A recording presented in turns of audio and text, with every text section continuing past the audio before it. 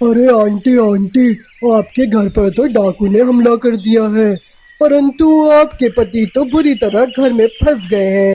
अगर आप समय पर ना गईं तो वो डाकू आपके पति को मार देंगे। हाँ। अरे अरे, ये कैसे हो गया? मुझे तो तुरंत ही जाना होगा। यूं मुन्नी की अम्मा तुरंत ही अपने तरबूज के खेत छोड़कर घर चली जाती है। परंतु वहीं दूसरी ओर कालू कौवा और गोरी कौवी बहुत ज्यादा खुश होते हैं। अरे अब मजा आएगा। अब हम आराम से इस खेत में से सारे तरबूज तोड़ तोड़ कर खाएंगे। हाँ हाँ, परंतु जल्दी करो, ये ना हो कि मुन्नी की अम्मा को पता चल जाए कि हमने तो उसे बुद्धू बनाया है। यूं गोरी कौवी और कालू कौवा किसान के खेत में से तरबूज तोड़ने लगते हैं और तरबूज तोड़ तोड़ कर फेंकते रहते हैं। गोरी कौवी तो बहुत ज्यादा तरबूज तोड़ रही थी, परंतु गोरी कौवी सारे तरबूजों में अपनी चोंच मार रही थी। अरे गोरी, ये क्या कर रही हो? तुम तरबूज तोड़ तोड़ कर जाया क्यों कर रही हो? अरे कालू, ये सारे तरबूज फीके हैं और कच्चे हैं, मुझे तो पके हुए तरबूज की खोज है। यूं कालू कौवा भी अब तरबूज जाया करने लगता है, परंतु वहीं दूसरी ओर मुन्ने की अम्मा भागती भागती अपने घर जाती है। अरे मुन्ने के पापा किधर हैं डाकू? मैं इन्हें छोड़ूंगी नहीं। अरे क्या हो गया है? यहाँ तो कोई डाकू नहीं है। ये क्या कह रहे हो? मुझे तो उन कौवों ने बताया था कि हमारे घर में डाकू घुस आए हैं। लगता है उन दुष्ट कौवों ने आज फिर से तुम्हें बुद्धू बना दिया। अब वो जरूर हमारे खेत से तरबूज तोड़कर चले जाएंगे। अरे ये मैंने क्या कर दिया? मैं उन कौवों की बातों में कैसे आ गई? चलो चलो, हमें तुरंत ही वापस जाना चाहिए। वहीं दूसरी ओर कालू कौवा और गोरी कौवी किसान के खेत से पके हुए तरबूज अपनी चोंच में दबाए वापस अपने घोंसले में आ जाते हैं। अरे कालू, कितने पके हुए और ताजा ताजा तरबूज है ये। चलो अब इन्हें खाते हैं। यूं कालू कौवा और गोरी कौवी पके हुए तरबूज खाने लगते हैं, परंतु उसी समय रानू चिड़िया उनके पास आ जाती है। अरे वाह, ये तरबूज कहाँ से लिए? हम तुम्हें क्यों बताएं, हमने काफी मेहनत करके ये तरबूज लिए हैं। हाँ हाँ, तुम यहाँ से चली जाओ, हमें आराम से तरबूज खाने दो। अरे मुझे भी तरबूज दे दो, मैं तो भोजन खा खा के थक गई हूँ। अरे अरे, जाओ यहाँ से, हमने ये तरबूज मुफ्त में नहीं लिए जो हम तुम्हें दे दें। चलो जाओ यहाँ से। कालू, तुम ही मुझे तरबूज दे दो, तुम तो मेरे काफी काम आते हो। नहीं नहीं, अभी मैं तुम्हें तरबूज नहीं दे सकता। चलो जाओ हमारे घोंसले से। यूं कालू कौवा और गोरी कौवी दोनों रानू चिड़िया को तरबूज नहीं देते। रानू चिड़िया खाली पंखों के साथ वापस अपने घोंसले में चली जाती है। कालू कौवा और गोरी कौवी दोनों किसान की बीवी को इनके खेत से भगाकर खुद तरबूज चुरा लेते हैं, परंतु वो खेत का बहुत ज्यादा नुकसान भी करते थे। तभी तो किसान की बीवी बहुत परेशान थी, परंतु उस रोज किसान ने भी ठान लिया था, आने दो उन दोनों दुष्ट कौवों को, इस बार तो मैं इन्हें मजा चखा कर रहूंगा। वहीं दूसरी ओर गोरी कौवी और कालू कौवा बहुत ज्यादा खुश थे, क्योंकि कोई भी पक्षी तरबूज नहीं खाता था, परंतु वो दोनों पूरे जंगल में मशहूर हो गए थे। तभी तो एक रोज मिट्ठू तोता उनके ओर आता है।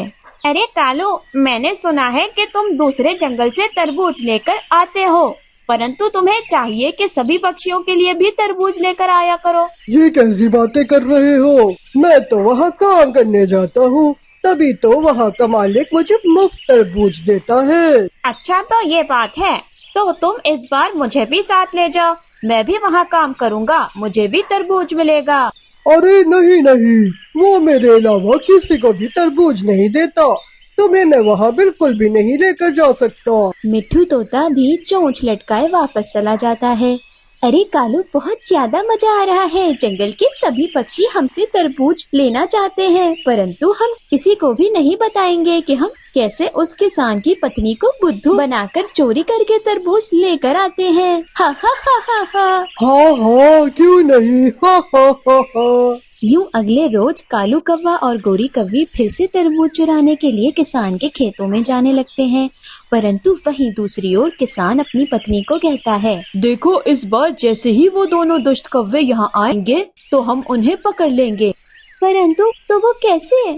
मेरे पास एक उपाय है, देखो हम अपने खेतों में छुप जाएंगे, जैसे ही वो दोनों आएंगे तो हम तुरंत ही बाहर निकलकर इन दोनों दुष्ट कौवों को पकड़ लेंगे। यूं किसान और किसान की पत्नी अपने खेतों में छुप जाते हैं। वहीं दूसरी ओर कालू कव्वा और गोरी कव्वी फिर से तरबूज चुराने लगते हैं, परंतु कालू कव्वा और गोरी कव्वी जैसे ही खेतों में जाते हैं तो किसान और उसकी पत्नी इन्हें पकड़ने लगते हैं, परंतु गोरी कव्वी किसान के कब्जे में आ जाती है और कालू कव्वा तुरंत ही अपनी जान बचाकर वहाँ से भाग जाता है।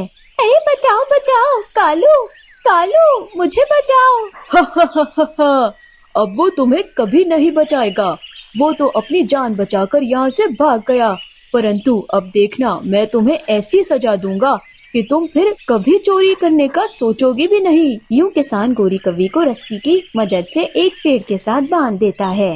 अरे किसान अंकल मुझे बचाओ, मुझे जाने दो, मैं आज के बाद चोरी नहीं करूँगी। वो तो मेरा पति कालू ही चोरी करता था और मुझे भी अपने साथ लेकर आता था, मेरा कोई दोष नहीं है। मेरा पति तो मुझे यहीं छोड़कर भाग गया। अब तुम इसी पेड़ के साथ सारा जीवन बंधी रहोगी और कोई भी तुम्हें नहीं बचाएगा। यूं गोरी कव्वी उसी पेड़ के साथ बंधी रहती है, परंतु वहीं दूसरी ओर कालू कव्वा वापस अपने घोंसले में आ जाता है। अरे मैं क्या करूं? अब तक तो किसान ने गोरी को मार मार कर सबक सिखा दिया होगा, परंतु मुझे ऐसे वहाँ से भागना नहीं चाहिए था। परंतु मैं क्या करता? अगर वहाँ से ना भागता तो मुझे भी किसान पकड़ लेता।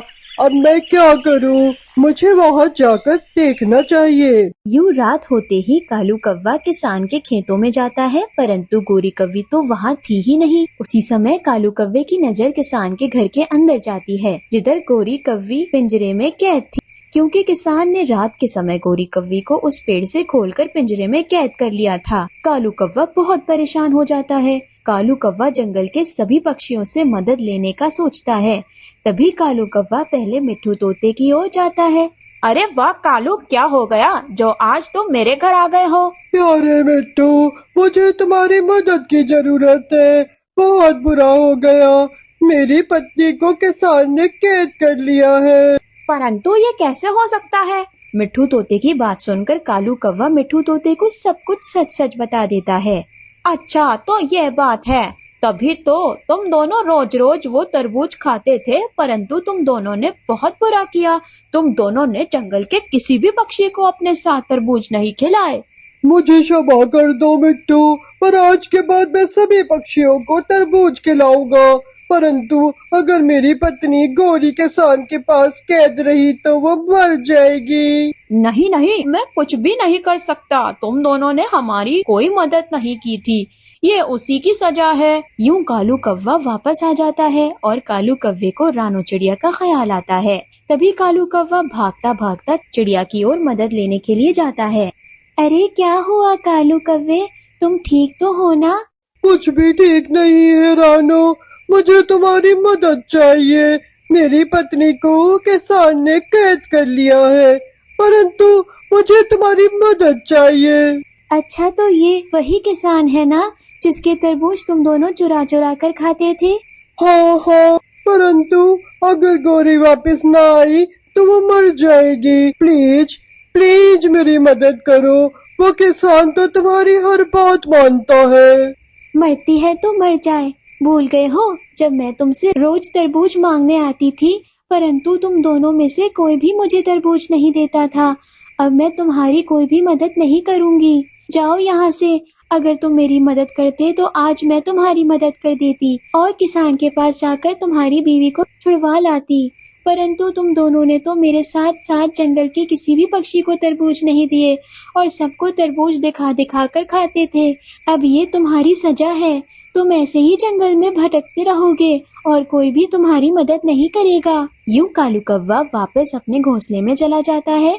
उसे दूसरे पक्षियों की मदद ना करने की सजा मिल जाती है और अब वो अपना सारा जीवन अकेले ही बिताता है, क्योंकि उसकी पत्नी गोरी कव्वी अभी भी किसान की कैद में थी।